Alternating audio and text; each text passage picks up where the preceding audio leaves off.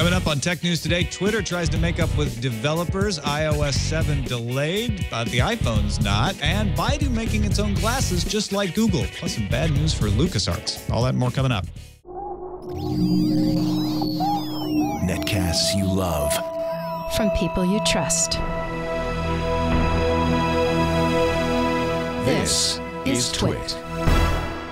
Bandwidth for Tech News Today is provided by CacheFly at CACHEFLY.com.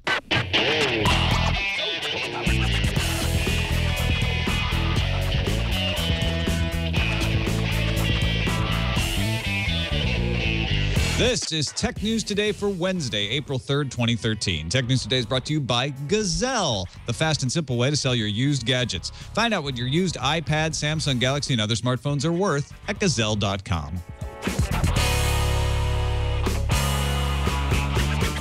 Welcome to Tech News Today. I'm Tom Merritt. I'm Sarah Lane. I'm Aya Zakta. And I'm Jason Howell. And this is the show we keep you up to date on the most important stories in the tech world, starting each time with the top 10 stories of the day in the news feed.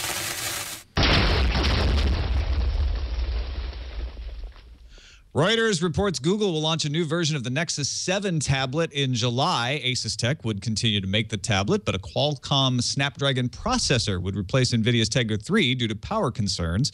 The new model will also reportedly get a higher screen resolution and a thinner bezel.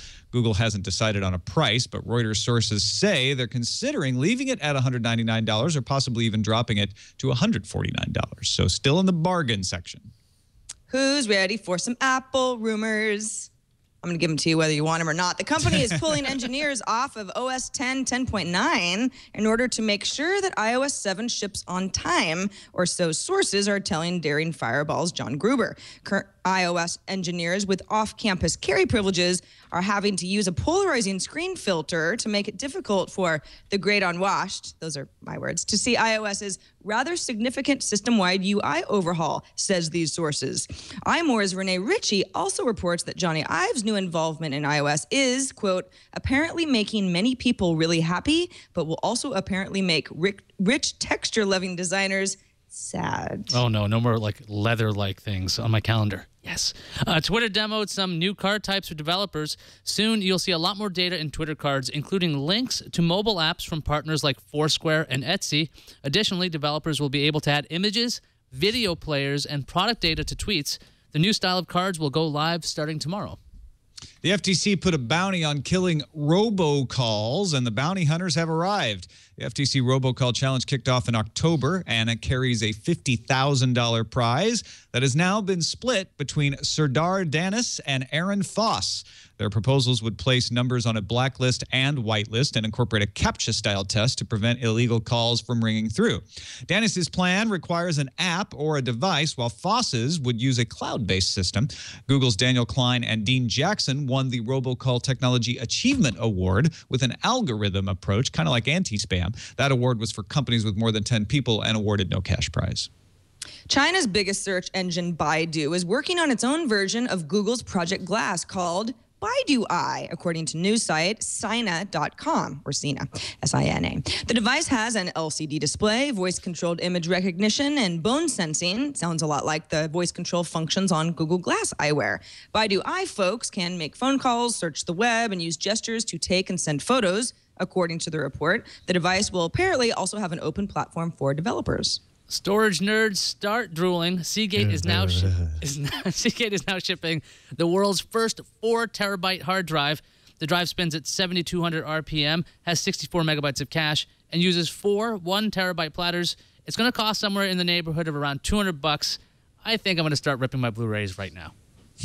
Several people noticed over the past few days that pages from iTunes web servers weren't showing up in Google's search, and Google has confirmed the issue, says it's a technical problem they're working with Apple to solve. Matt Cutts, the head of Google's web spam team, said on Twitter that Apple servers were giving 403 forbidden errors when Google tried to access some of the pages. Vodafone shares fell from a 5-year high after Verizon said it is in fact not considering a joint bid with AT&T to buy the UK carrier. Specifically, Verizon says it won't merge with or make an offer for Vodafone, whether alone or in conjunction with others. Verizon says it is interested in buying that 45% stake Vodafone has in the U.S. mobile venture Verizon Wireless, but that's all it is, just interest. Not that kind of interest. Looks like Valve is getting ever closer to launching its Steam box. Are you excited? Linux site Phoronix reported that new software packages on the steampowered.com web server now contain experimental NVIDIA Linux graphic drivers, a Plymouth boot splash screen for Steam, and Valve wallpapers. Phoronix speculates the Steam box will run a version of Ubuntu, though it could be a customized distro similar to what Mint does with Ubuntu. There's a new proposal in California that's backed by the ACLU of Northern California, the EFF, and others. It's called the Right to Know Act, and it aims to bring transparency to data exchanges. Upon a user request, a company would have to give a user access to the data is collected about that user. The company would also have to disclose a list of companies it has exchanged that data with. If you're in California and want to support the bill, the EFF has a form you can fill out so you can send an email to your local lawmakers. This episode of Tech News Today brought to you by Gazelle, the fast and simple way to sell your used gadgets. Find out what your used iPad, your Samsung, your Samsung Galaxy smartphone is worth right now, and you can get cash in your pocket super easy. Do you want that new iPhone, that new Samsung Galaxy S4, one of those HTC One or one of the other HTC phones, maybe a BlackBerry? Before you get your new phone, or if you already upgraded to the next big thing, make sure you sell your used phone to Gazelle, the easiest way to get cash. Don't give it away. Don't bury it in last year's gadget in a drawer. Find out what it's worth at Gazelle and lock in the quote. It's risk-free. Even if you're not sure if you want to sell it, go to Gazelle.com, type in Gazelle.com, tell Gazelle the condition. And be honest, they're going to check it, and they even buy broken iPhones and iPads, so there's no real harm in telling them what it's really worth or what it's really like. And then you'll get your risk-free offer. They'll tell you what it's worth. They lock in that quote for 30 days. So you have 30 days to decide when you're going to send it. You can go get your new phone and set it up, and you'll get paid fast by check or PayPal after they get your device. It's risk-free, it's trustworthy, it's easy. What's your iPhone, your iPad, or your Android smartphone worth? Take a minute, go to Gazelle.com to find out. Sell your used iPhone or Samsung Galaxy smartphone today at Gazelle.com. And we thank them for their support of Tech News Today. We really do. Joining us now to discuss the stories of the day, Tim Stevens, editor-in-chief of Engadget. Tim, I know you're a little under the weather, so as always, I appreciate you being on the show, but extra so today. Thank you for having me, Tom. Always happy to be here, even if I am feeling a little sick. You look great, though. Well, thank you. Let's start by talking about Twitter and their no press allowed. We're going to try to kiss up to the developers meeting. What's going on there, IS? Yeah, so Twitter, they showed off some new tech in its cards interface. If you don't know what that cards interface is, if you ever see an embedded tweet or you look at the mobile versions of Twitter and you see this card layout, that's what a Twitter card is. Twitter cards will be able to show a lot more information. There's mobile app links, photo galleries, product information. So if you saw a cross post from Path to Twitter, you would see a new link, get the Path app link on the bottom of the Twitter card. And that app link is only going to show up on Android and iOS. It's not going to be on the mobile web, and it's not going to be on Twitter, its actual website. First partners include Foursquare, SoundCloud, Etsy, and Flickr. Like I said, there are a number of new cards. There's photo galleries. And an example from Boston.com, you saw 4 images up. You saw a title, a caption, snippet of information. There's also special approval required for app cards, product cards, and player cards. There's a video player feature that if a developer wants, they can actually allow people in the cards to look at videos directly. So you need special approval. You're not going to necessarily get spammed there. Tim, the text is still limited to 140 characters, but looking at something like the product card, which is a partnership with Etsy, you see a bunch of information there. How much information is too much for a simple tweet? Yeah, it's kind of crazy to me that they're still holding on to this 140-character restriction, but now we can get videos embedded in there as well. I mean, obviously, you can say a lot more than 140 characters worth of stuff in a video.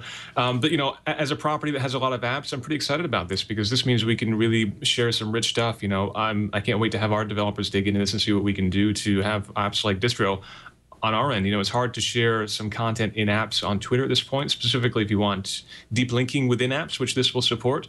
So I'm really excited to see what this can do, and I think it's a great rollout. But yeah, this really sort of changed the nature of Twitter, being these short text bite updates of information. Sarah, I'm looking at this, and when Twitter rolled out first, it was called a microblogging platform. Isn't this pushing further and further into basically blogging for particular developers and partners? I guess you could think of it that way. I mean, I think Twitter knows that, using Path as an example, up until now, if somebody shares something on Path, and then they decide to cross-post to Twitter, often it goes to sort of a static page. And if you're, not on a mobile device or whatever, you're kind of at the end of the line. So it's sort of like there's a bit of a disjointed experience, right? So if there are cards that can actually send me back to an app and help me download it, and are showing up in the right place when I'm on a mobile device, and are smart enough to know how that works, I think that's great. I think that's great for Twitter. Twitter is obviously a funnel of a lot of different services, and this just makes it work better. Tom, what do you think the developers are going to make of this? I mean, Twitter's had some interesting policies when it comes to developers. They're basically asking a bunch to build into Twitter a lot more. Is this something you think developers are going to get behind? Yeah, I think developers will be excited about it. I'm not so sure about users. It feels like it might be a little bit of a kludge. I'm a little confused by what I'll be able to do without getting special approval, and what I have to be a developer partner to be able to do. And I'm not sure what my benefit is, other than products and brands can now give me richer posts. And it feels like it might clutter things up. It feels like they're taking sort of a separate service, this kind of card service, which might be a cool thing on its own, and forcing it into Twitter. It may work out to be just great. It may be totally elegant, and I'll look at it and say, oh, no, that's not obtrusive at all. It just adds flavor. It's just like having photos or videos embedded now, except better. I'm hoping that's how I react, but I'm skeptical, because right now I like Twitter the way it works, and this seems like it might end up, like I say, cluttering things up. And I think the other thing is it's going to bring a lot of developers in the fact that if you have this link and you have this unknown application, you'll have this access to either open it in that application. The example was showing in the video, like Flickr application. You can open it in the Flickr app, or you could install an application just from this card. I'm just really intrigued about the way these things are being embedded on the web and mobile. It just seems like when you click on one of these little posts and they expand to fill your entire screen, it's starting to feel a lot more like just, I don't know, a regular website, a blog. It's starting to have so much more functionality than Twitter originally had. I'm intrigued for it as a content producer myself, but I just don't know how people are going to take to this. And here's the example of the product card right now that Jason's showing. You can see that this is from Etsy, and there's a lot of data here. You see the actual image, you see the pricing, a description, a link, and there's just so much more than used to just be there. I'm just wondering if people are going to take to that, because that's just much more data than 140 characters. And I also wonder if, as a user, you'll be able to filter this stuff out so that you don't get this full presentation all the time of all this information. If you just want to see text in Twitter, will you still be able to? Will you have to click through to see that stuff, or will it show up in your feed? Yeah, that could definitely get somewhat annoying. I just realized that could probably make Twitter a bunch of money, that if a sponsored link could be expanded all the time when you're flicking through, that you probably could see a lot of these things out there. It also really always goes back to money. It also really, this is just one more reason that Twitter wants to kill, a service like Tweetbot, which I use via mobile, which obviously is not going to, incorporate the same kind of experience that the official Twitter app has. They really want to make sure that we're using official apps at this point, especially when they're putting so much thought and effort into the experience being richer. All right, a sudden upwelling has occurred over the last couple of days. A lot of reputable bloggers and usually accurate Apple rumor mongers out there saying things. What are we hearing, Sarah? Well, we're hearing quite a bit. There were a couple months that went by where things were kind of quiet around the Apple rumor mill. So we're getting back into it. Apple Insider has obtained a research note from analyst Brian White. He works at Topeka Capital Markets. He wrote this note to investors, says he thinks both the iPhone 5S, that's what we're calling the next iteration of the iPhone, and the iWatch, which, is still a mythical unicorn at this point, will include fingerprint identification technology. He says this after meeting with a component supplier in a tour over in China and Taiwan. That's not so weird because, of course, Apple acquired the company Authentic last year, paid about $356 million, and that company makes a smart sensor that could be embedded under a fingerprint reader, underneath a touchscreen display, maybe a home button type of a thing. In any case, obviously, Apple bought Authentic for technology in some form. Also, if we are to believe that, maybe we can unlock the phone via fingerprints, it could be used for other, what they call essential security purposes, maybe like credit card payments, passbook integration. It could possibly replace the need to enter a password when you're downloading something from the App Store, let's say. And it could really be the selling point of the 5S. The 4S was sort of like it was a littler step up from the iPhone 4. I think, the last big kind of selling point for the iPhone was Siri. That was the big thing in 2011. So, hey, fingerprints, that could be it. And he says he thinks that this 5S is going to arrive in July. Also mentioned a possible eye ring that would be worn on a user's finger that could aid in detecting motion controls on an Apple TV. That was very interesting. An eye ring. Haven't heard that one before. And then, of course, in the iOS world, we hear, as I mentioned in the news views, that iOS 7 is running behind.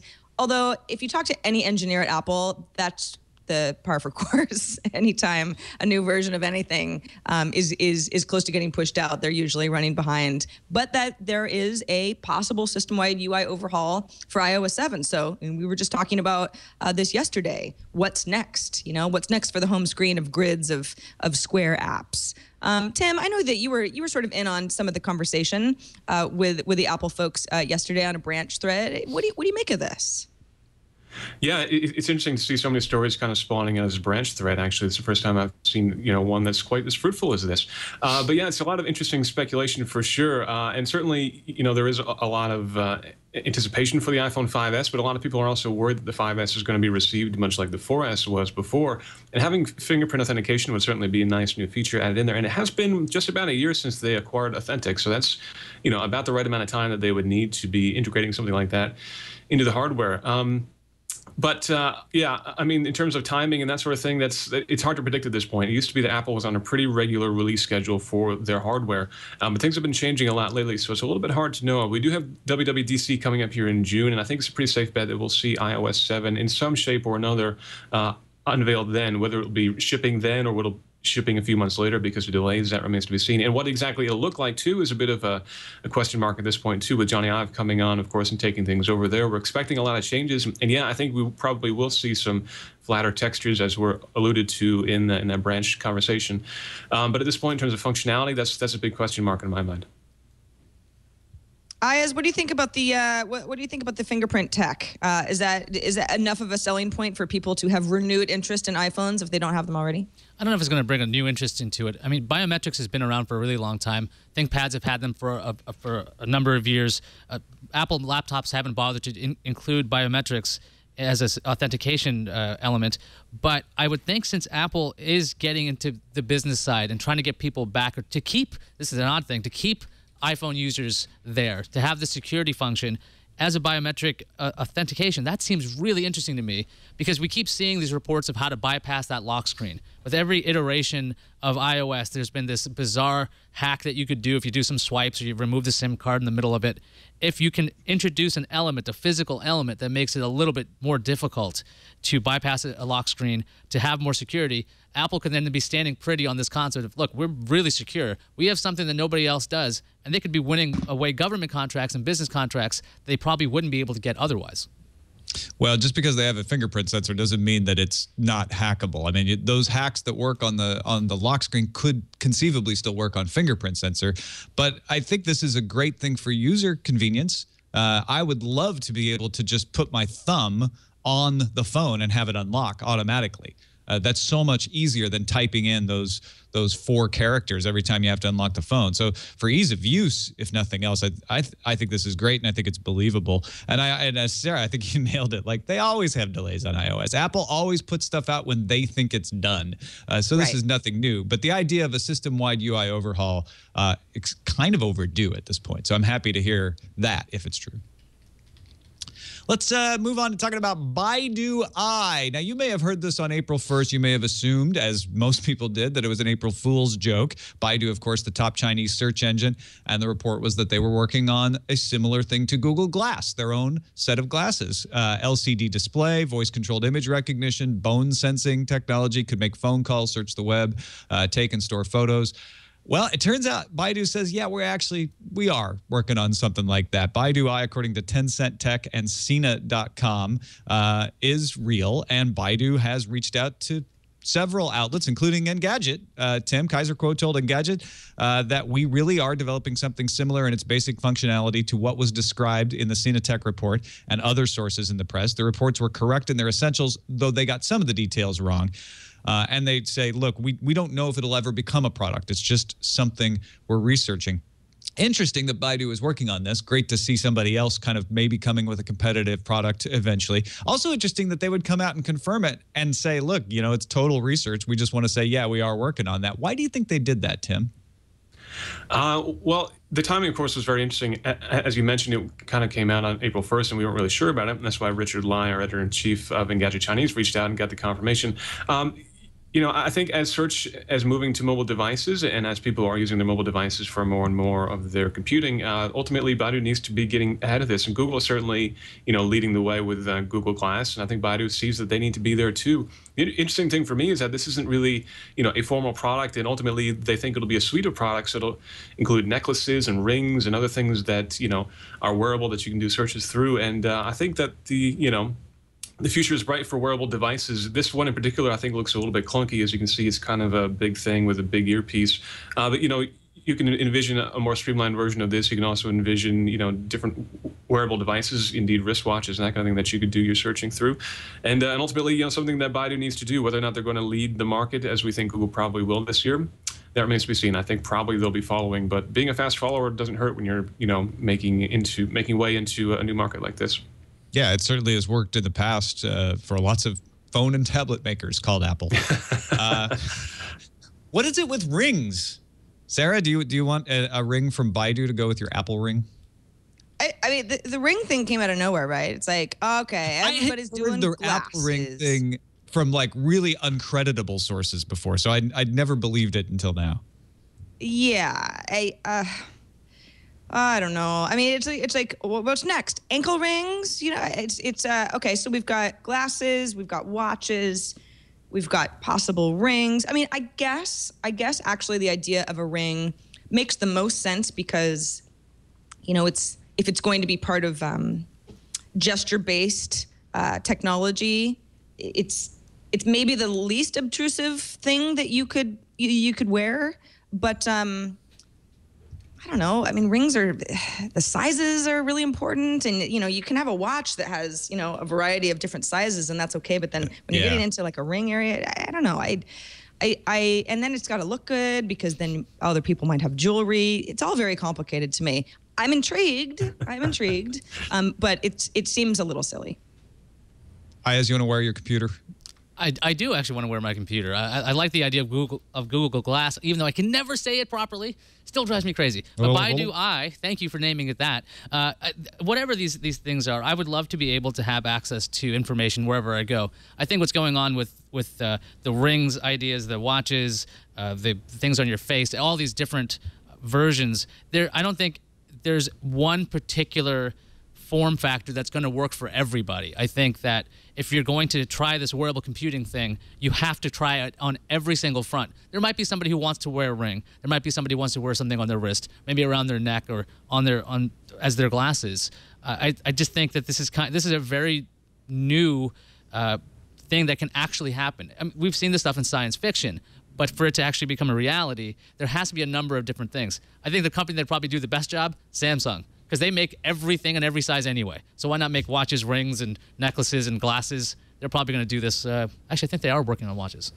And they'll sing us a little song. Samsung's actually, they already made some smartwatches. I think back in 1999, they had a smartwatch that they made. So for them, it's kind of old hat. But yeah, I think we're definitely at the point where everyone's throwing everything at the wall and waiting to see what sticks. Throwing everything at your body, actually. Spaghetti computers. Seeing what you wear. You just throw them against the wall and they stick. Al dente, delicious. Let's return to the past now for a moment and show how old storage media don't always become obsolete, even when you think they're going to. Amazon launching a new service for vinyl lovers. Yeah, that's right. You know, this was sort of my, like, isn't April 1st over type of a thing when I first read the headline. Auto rip for vinyl. Yes, Amazon is offering auto rip for vinyl records that are purchased on Amazon, and it goes back to anything that you purchased in 1998 up until the present and future purposes. And, you know, this is something that's similar to auto rip for CDs. We talked about that. That was introduced by Amazon earlier in the year, but it appeals to vinyl lovers as well. Copies can be streamed or downloaded as MP3s from Amazon's Cloud Player, which conveniently is on iOS and Android and the Kindle Fire. Steve Boom, who's the head of digital music at Amazon, says, you know, if you're wondering, why are they doing this? Many of our music customers are vinyl fans, and it's traditionally been very difficult to make digital versions of vinyl records.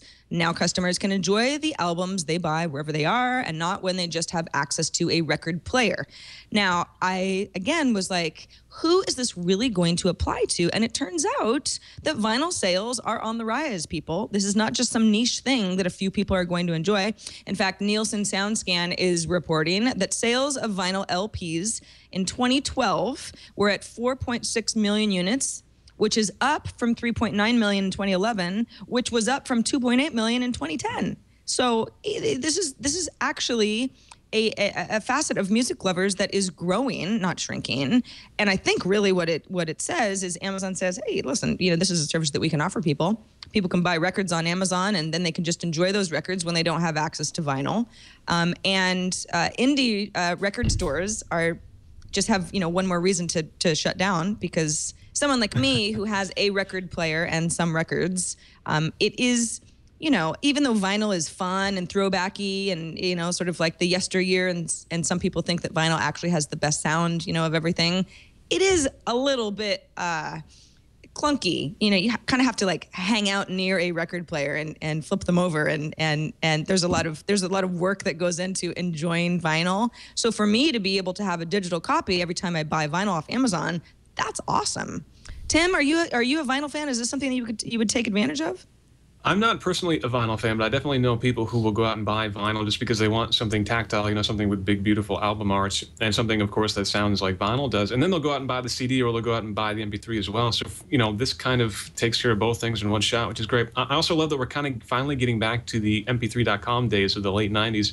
You know, 15 years later, we can now finally get digital versions of the things that we buy physically, just like we could back in the late 90s. So it's the way of the future in the past.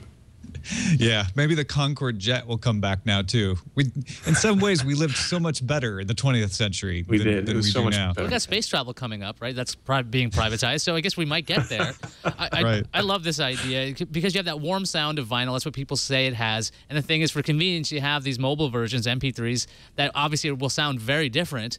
You can, if you wanted to, take your vinyl and actually run it through a converter and put it into your machine and record that if you wanted to. But who wants to do that? So I love this idea. I wish Amazon would just do this with books, because I would love to. I've taken a few of my records and put them and digitized them, put them in my library, and I have no end of problems with those MP3s because, for instance, iCloud is like, we don't know what that is, can't match it, can't upload it. You're not allowed to upload that. It's just weird, and so I love this idea of being able. In fact, I would definitely not buy another CD in my life, probably anyway, but definitely not now, because if I did feel I wanted some kind of physical version of this, I would love to have vinyl. I have a big shelf, like 300 vinyl records already here, so this is really cool. I love this. They're going to sell more bookcases that are full of vinyl records, because we're all going to start buying vinyl again because they look so cool, all, you know, up there on the wall. I don't know. Yeah, no, I bookcase market. It's gonna be a big boom for the bookshelf makers. You're absolutely right. All right. Any other thoughts on vinyl before we move on to retail? It's weird. Vinyl's cool. Yeah.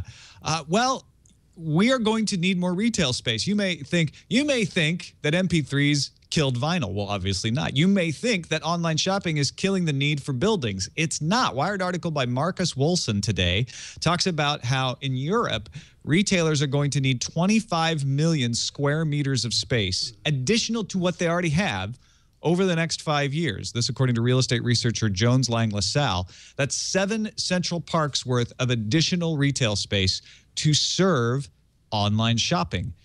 In UK, online makes up about 12% of all shopping. It's about half that in the US, but both of them are growing by leaps and bounds.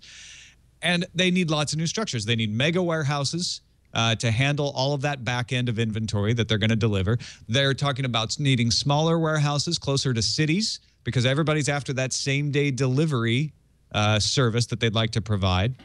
Shipping services, your UPS, your FedEx, they all need more room to handle the goods in transit, to sort the things and get them on trucks and all of that sort of thing. And there's click and collect locations expanding all over the place. Amazon has that. Walmart has that locker system where you order something, it shows up at a locker and you can pick it up that way if you don't have a great option for having something delivered to your house. They're going to need return desks. They're going to need showrooms. So this just made me wonder, in the next 10 years or so, how is this going to change shopping? I think everybody thought, oh, brick and mortar will just start to go away, except in a few cases, and we'll just do all our shopping online. But it looks like there will be more hybrids, warehouse stores, and things like that. Sarah, do you have a guess as to how this is going to all shake out? Well, I think the whole same-day delivery thing is I mean, that's a key point of this, right? Is if you've got some sort of a mega distribution center / warehouse, it's got to be in somewhat close proximity to where a large group of people are ordering goods from, physical goods. So yeah, what happens? Is it kind of like, the warehouse is going to start popping up by the airports because those are usually on the outskirts of town as well? What's going to look like? And it doesn't sound very exciting. Are they going to have? I don't know. It makes sense, right? Because more and more goods are being ordered, and we think of it as like, ooh, it's all online shopping, but the stuff does have to live somewhere. Yeah, I think it's kind of hard to predict. Tim, do you have any guesses? I'm concerned by this trend because these warehouses are usually staffed by robots, and that means we're going to need more robots, and that's just going to really accelerate their overthrowing human civilization. So, I think we should all be very concerned about this. Very valid concern, as that we deal with that every day. I mean, there are certain items that you just can't replicate online. If you look online and you have all these virtual experiences, you can even have these things where you can have your body type in a website and you can try on clothes virtually. There's certain things you just can't do online. So I think as long as that's a situation, or you want to try something out with your hands, you're going to have these stores. And like in the United States, as Amazon is getting closer and closer to being in every state where they have to pay taxes or there'll be a federal tax on them, it makes sense to have these showrooms that they're complementary to the online offerings, kind of like the Apple stores, the Samsung stores, all these things out there. So it just seems like we're going to get a new style of store where this is the showcase area, but there's always more stuff in the warehouse or online. Yeah, I think we'll see an interesting development. I used to think that retail outlets would start to be replaced by online outlets. And now I think I've modified my opinion on that. And we'll see sort of your click and collect locations replace the main street, your high street shops. That we'll see a little bit of showrooms where you can come and pick up stuff and play with it and then order it if you want. And fewer of these sort of mega stores like Best Buy, Barnes & Noble, where they try to stock everything in there. But I don't think anybody really has a great idea of how this would totally end up. But when I looked at that small warehouses near cities for same-day delivery, I'm like, well, that could also be your showroom, your front end, and your main street shop. And I think we'll see a lot more boutiques from individual brands like the Apple Store, like Sony. I think technology is sort of leading the way in that. Also, product placement leading the way. What is Iron Man 3 going to do for Alcatel, do you think, Ayaz? I don't really know. So TCL owns Alcatel. They make phones on AT&T, and what they have now is product placement in Iron Man 3. They're going to be showing off TCL products like televisions and TCL owns Alcatel. So you're going to see the Alcatel One Touch Idol. The phone runs Android 4.1. It's 3.8 ounces, super thin at 7.9 millimeters. It's got a 4.7-inch screen. And TCL is claiming that the partnership with Marvel's Iron Man 3 allows the Alcatel One Touch brand to connect with a broader audience, many of which may be introduced to our brand for the first time, according to the president, Nicholas Zybel. Tim, do you think product placement for somewhat of an unknown company is going to help? I mean, we've seen Nokia in the Batman series. We've seen Sony in James Bond. But will this phone make a difference in Iron Man?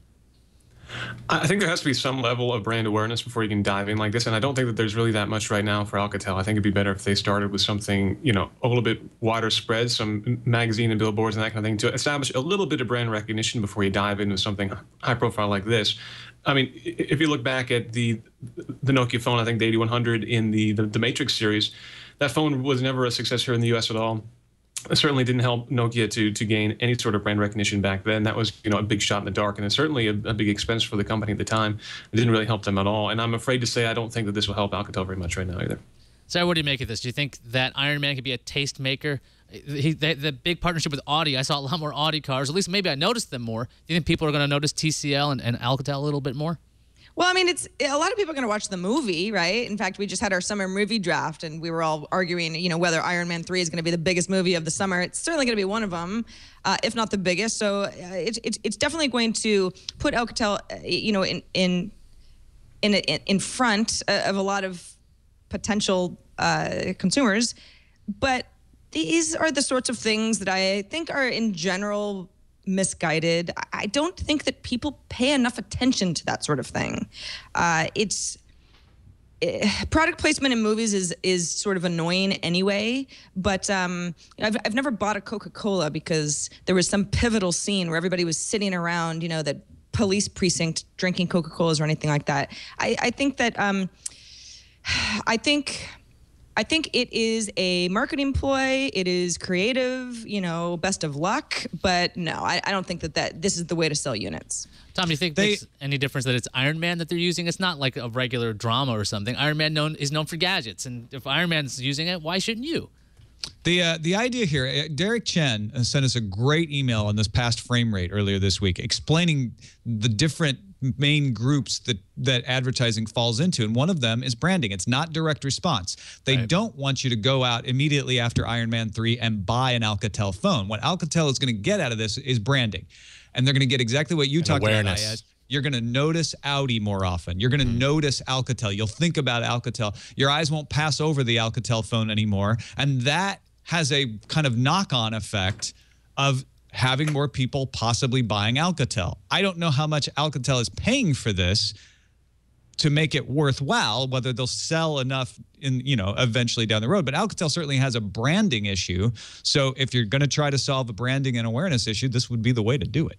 As a nerd, I did watch a movie where everyone was using Sony Ericsson phones, and that was the most unbelievable part of the movie for me. Because I'm like, who has those phones? I'd never seen that. Everything about the movie is fantastic. But, I think is actually Amazing Spider-Man. They had Sony phones everywhere, and I was like, nobody uses those. Yeah. That didn't work. I think maybe Iron Man's got a chance because he's a nerd. He's got this toy. I'd like his toys.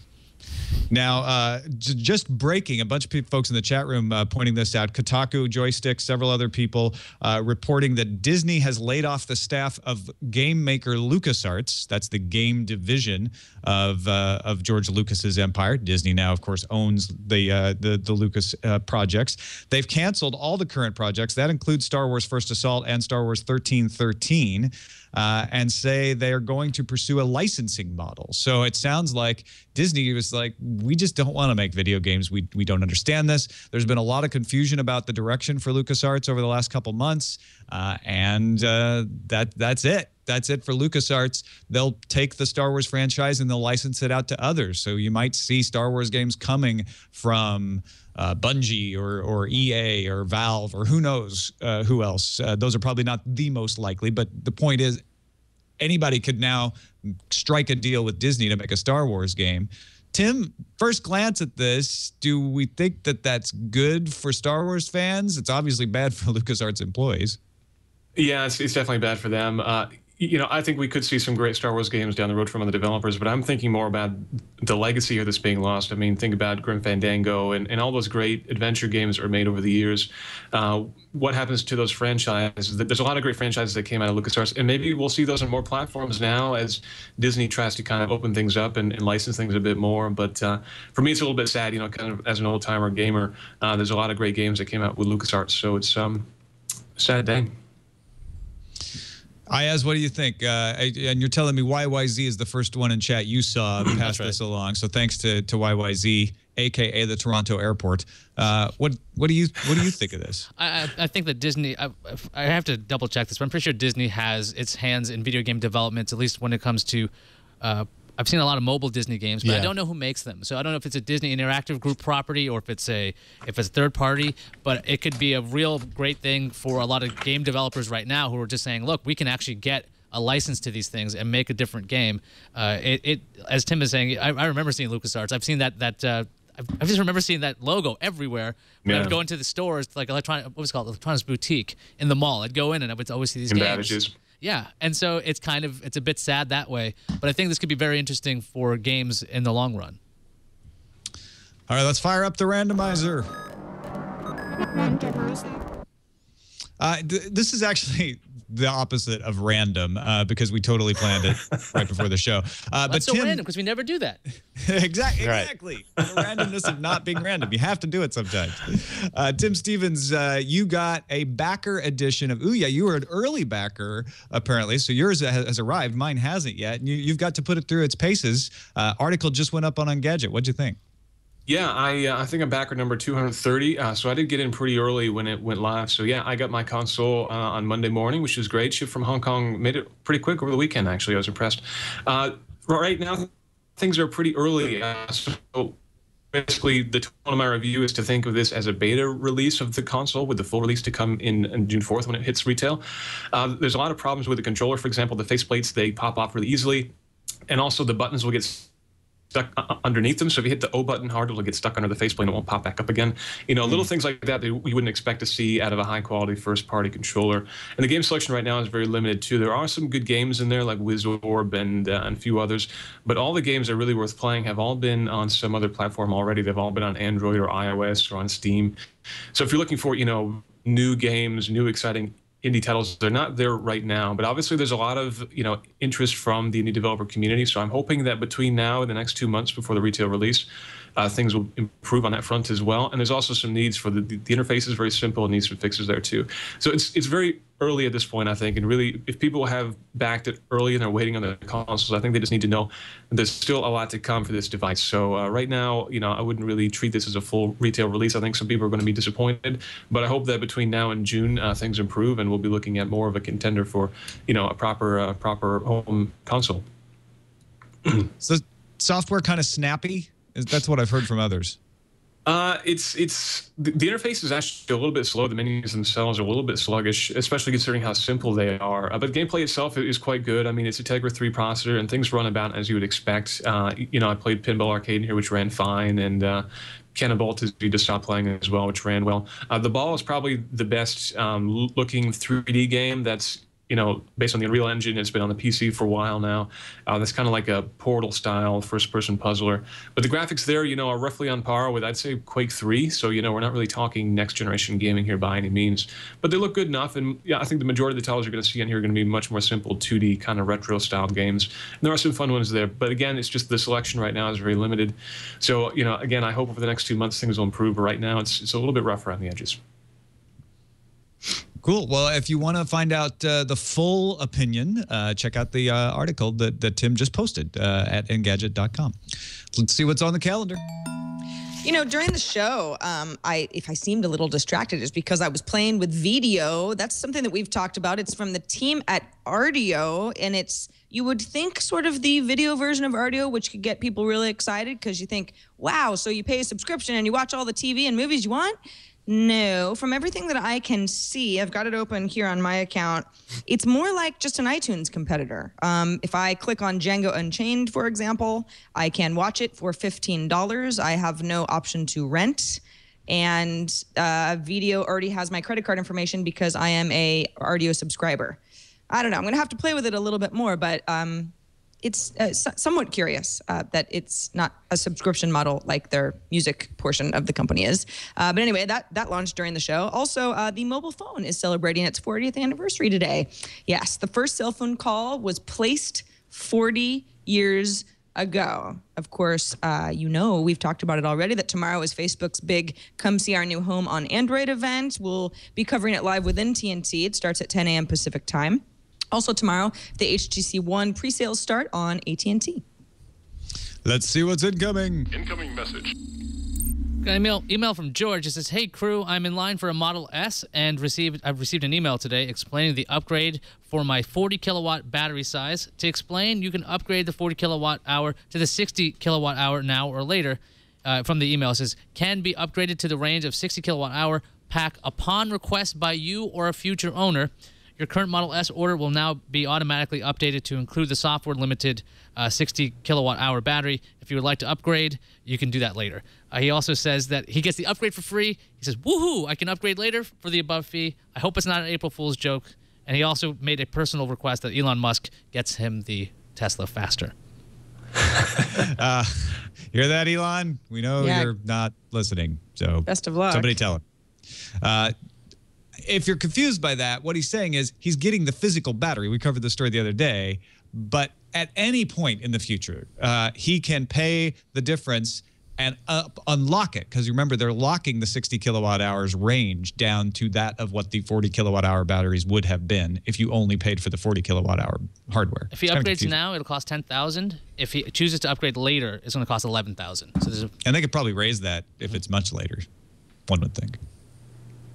But people are going to hack it. I'm telling you. That's definitely going to happen, knowing the Tesla crowd. All right, that's it for this episode of Tech News Today. Thanks, everybody, for watching or listening. And Tim Stevens, we know you are a very busy man with your job as editor-in-chief of Engadget. So very, very appreciative when you take the time to come out and chat with you. Always good stuff, man. Great to be here. Thanks again for having me. And obviously your Ooh Yeah review just up on Engadget. Anything else to let people know about? Congratulations on Expand, by the way. It sounds like it went off great. Thanks very much. Yeah, the first event in San Fran a couple weeks ago was great. We're going to be doing the next one in, later this year in New York City, so look forward to that. And we will be at the San Francisco Facebook event tomorrow as well, so we'll be live blogging that. So look for some coverage on Engadget.com as well. Excellent. We will be covering that during the show, so tune in here as well as launching that Engadget page and get the full experience. That's it for us. You can find us. What's that? Multiple tabs. Yeah, exactly. That's what they're for. That's what tabs are for. You can submit stories to us. If you're like, hey, I would like you to cover this story, submit it on our subreddit, technewstoday.reddit.com. See what the other folks think. And then if you're like, they didn't like my story, you can express your opinion on their stories. Don't do it in vengeance, though.